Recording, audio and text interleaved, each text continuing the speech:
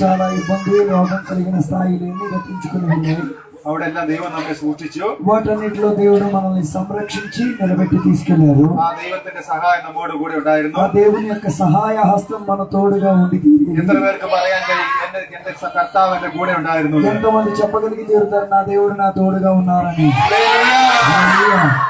നമ്മെ സഹായിക്കാൻ നമ്മുടെ കർത്താവ് കൂടെയുണ്ട്. ఆ దేవుడే మనల్ని సహాయం చేయడానికి ఎల్లప్పుడూ మన తోడుగా ఉన్నాడు. 2023 കഴിഞ്ഞ് 24 వరిകയാണ്. 2023 గతించేసి 24వ సంవత్సరం వస్తున్నది. 23 കഴിയുന്നതിന് മുമ്പേ നമ്മുടെ ചർച്ചിൽ 24 കലണ്ടർ ഇട്ടു. 23 ചേരక മുൻപേ 24 క్యాలెండర్ వచ్చేసింది. ചിലർക്ക് അങ്ങനെയാണ്, కలెండర్ మారుന്നదే ఉള്ളൂ. అందరి జీవితం ఎలా అంటే కలెండర్ మార్చేటట్టుగా వారి ജീവിതത്തിൽ ഒരു മാറ്റവും വരുന്നില്ല. జీవితంలో ఏం మార్పు ఉండదు కానీ క్యాలెండర్ మారుతుంది. కలెండర్ మారదు. క్యాలెండర్ మాత్రం మారుస్తున్నాయి. కలెండర్ మారదല്ല వేണ്ടത്. అయ్యో క్యాలెండర్ మార్చుకోవడం కాదు జీవితం. ജീവിതത്തിൽ വലിയ വ്യത്യാസം. జీవితంలో మార్పులు జరిగి తీరాలి. നമ്മുടെ സ്നേഹിതർ മാറുന്നില്ല. మన స్నేహితులు మారిపోవట్లేదు. അയൽവക്കക്കാർ മാറുന്നില്ല. ఇరుగు పొరుగు వాళ్ళు మారిపోవట్లేదు. നമ്മുടെ മാതാവ് നമ്മുടെ അപ്പനും അമ്മയും മാറുന്നില്ല. అమ్మ నాన్న మారిపోవట్లేదు. നമ്മുടെ സ്വഭാവത്തിന് മാറ്റം വരുന്നില്ല. మన స్వభావంలో కూడా మార్పు రావట్లేదు. ചിലർക്ക് కలెండర్ మారుന്നത് പോലെ. కొందరికి జీవితం క్యాలెండర్ మారినట్టే. അല്ല, നമുക്ക് അങ്ങനെയല്ല. మనకి ఎలాగ కాదు అలాగ కాదు.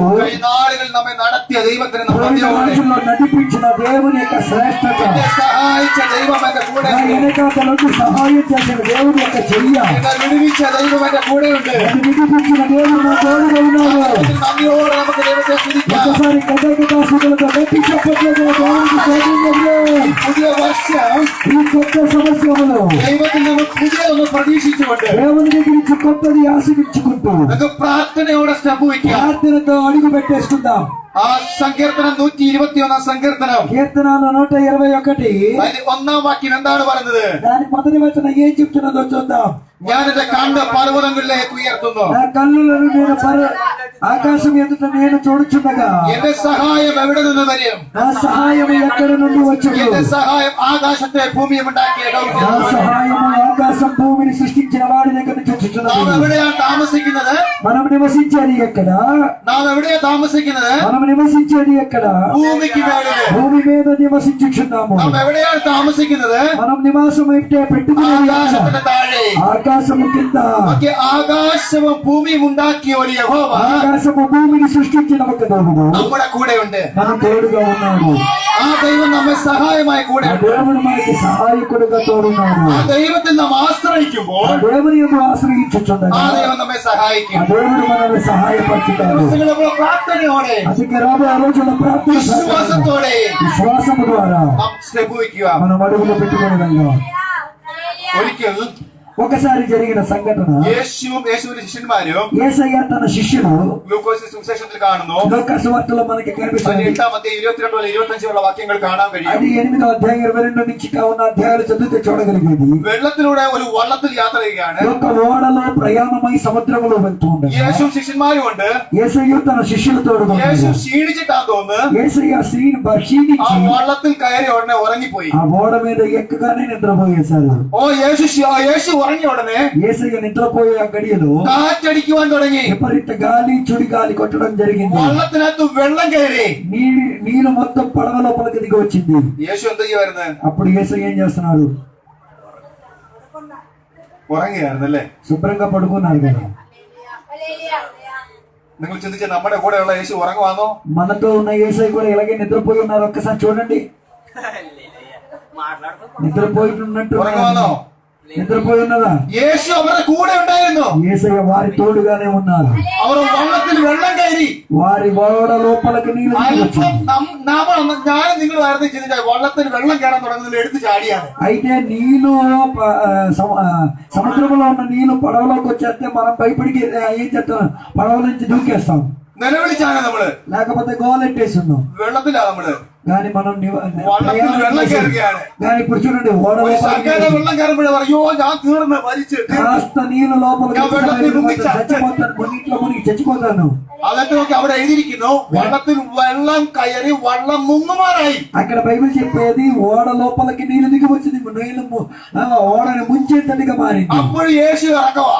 కానీ అప్పుడు కూడా యేసయ్య నిద్ర യേശുവിന് അറിയാം ഈ വള്ളത്തിൽ വെള്ളം കയറിയെന്നും అయినా ఈ ఓడ లోపల నీళ్ళు వచ్చిందని యేసయ్య తెలుసు. കുറച്ചുകൂടെ കഴിഞ്ഞാൽ ഈ വള്ളം മുങ്ങുമെന്നും അറിയാം. కాసేపు అయిన తర్వాత ఓడ మునిగిపోద్దని తెలుసు. പക്ഷെ വെള്ളത്തെ നിർമ്മിച്ചവനായ യേശു അവനുണ്ടായിരുന്നു. సృష్టించిన దేవుడు వారి తోడుగా ఉన్నారు. അവർ വള്ളം മുങ്ങുവാൻ തുടങ്ങിയപ്പോൾ ఆ ఓడను ముంచెత్తటిగా మారాడు. യേശുവിനെ വിളിച്ചു, యేసయ్యను పిలిచాడు. "നിന്റെ വള്ളം മുങ്ങുവാൻ പോകുന്നു. నీ పడవ మునిగిపోబోతున్నది. നശിക്കുന്നവനെ നീ കാണുന്നില്ലയോ?" నీవు నాశనమైపోయాడు చూడబోతున్నావా?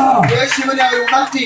యేసయ్యను వారు తిరిగి లేపారు. ഈ പുതിയ വർഷത്തിൽ നമ്മുടെ കൂടെ യേശു ഉറങ്ങുകയല്ല വേണ്ടത്. ఈ 24 సంవత్సరాల్లో దేవుడు మనతో నిద్రపోయే స్థాయి ఎక్కర్లేదు. ഉറങ്ങുകയല്ല, യേശുവിനെ നമുക്ക് ഉണർത്തി. ఈ 2024 యేసయ్యను ఒకసారి కుదిపి లేపుదాం. ആകാശവും ഭൂമിയും ഉണ്ടാക്കിയ യേശു ఆకాశ భారాన్ని నిర్ణయించిన നിന്നെ దేవుడు, സഹായിപ്പാൻ കൂടെയുണ്ടെന്ന് വിശ്വാസത്തോടെ నన్ను సహాయం చేసే దేవుడు నా తోడుకున్నాడని విశ్వసించి യേശു కర్తాവിന്റെ കൂടെ നമുക്ക് പുതിയ యేసయ్యతో కలిసి కొత్త సంవత్సరంలో యేసు అడుగుపెట్టాం. എഴുന്നേറ്റു. నా యేసయ్య నాతో నిలిచారు. ആ വെള്ളത്തെ ശാസിച്ചു. వెంటనే నీళ్ళని గద్దించారు. ഒരു ഇതാര് വെള്ളത്തെ ശാസിക്കുവാൻ నీళ్ళని గాలిని గద్దించేవాడు നാം ఈయనవుడు. മനസ്സിലാക്കാൻ നമ്മോട് കൂടെയുള്ള ആരാണെന്ന്. మనతో ఉన్నవాడు ఎవడు అన్నది അത് പറഞ്ഞു. తెలుసుకున్నాడు.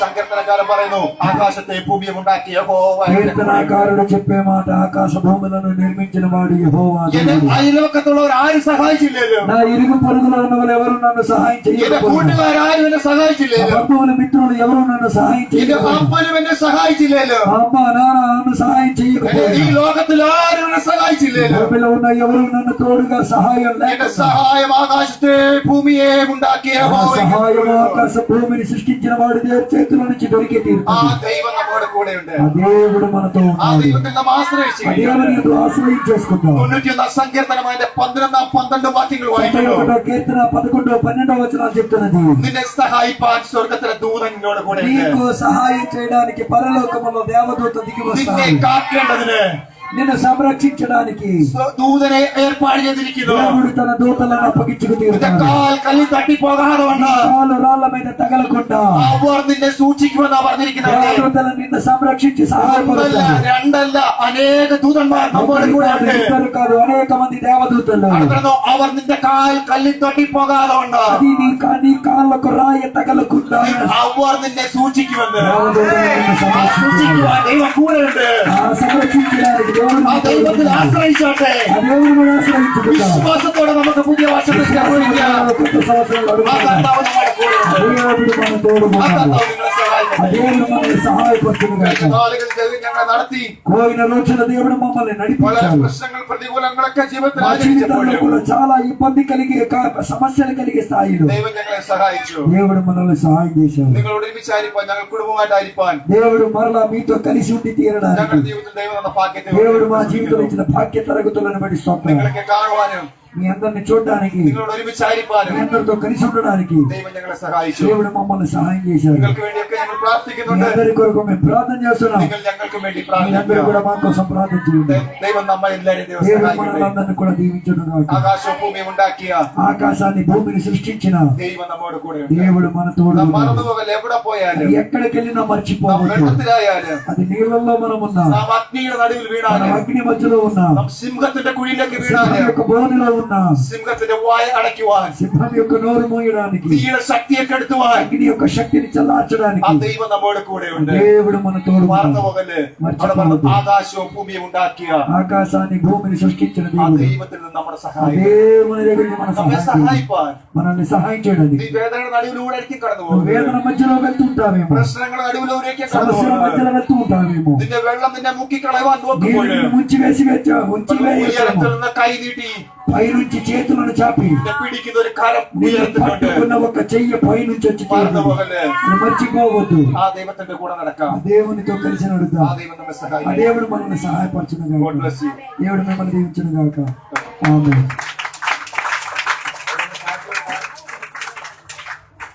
సాక్షి చెప్పడానికి ఉన్న వాళ్ళు త్వరగా లేచి సాక్షి చెప్పండి.